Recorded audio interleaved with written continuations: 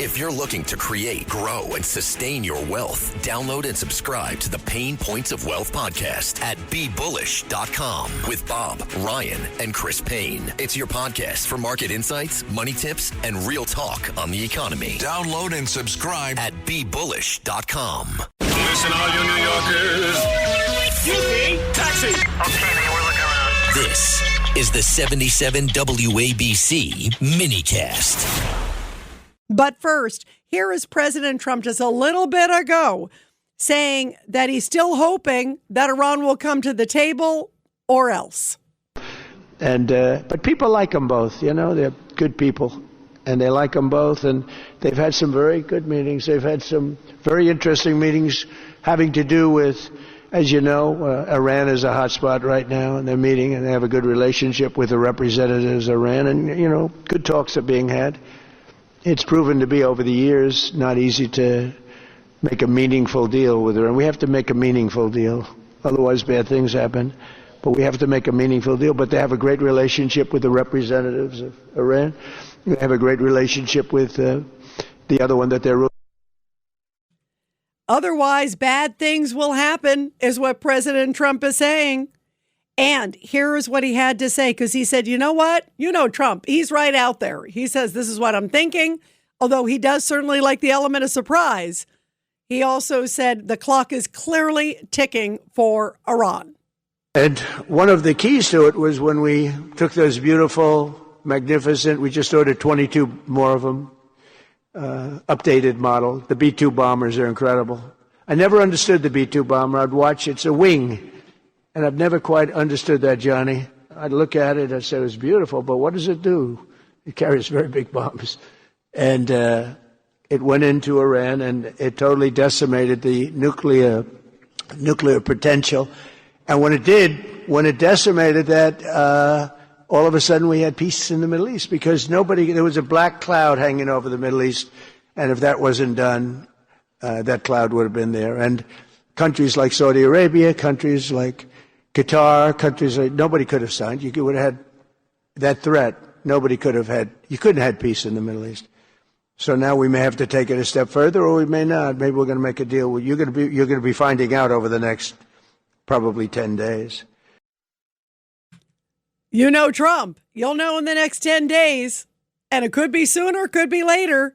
But clearly, Iran is getting nervous. And they're also doing drills now off Iran, between Iran and Russia. So that's an interesting partnership. No surprise there.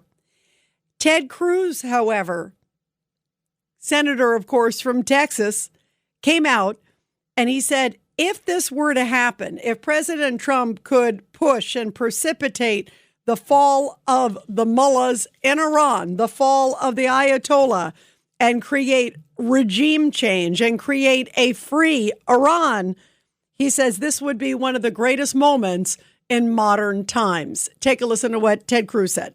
It is entirely possible, Sean, that in the next 6 months, we will see the regimes fall in Iran, in Venezuela, and in Cuba.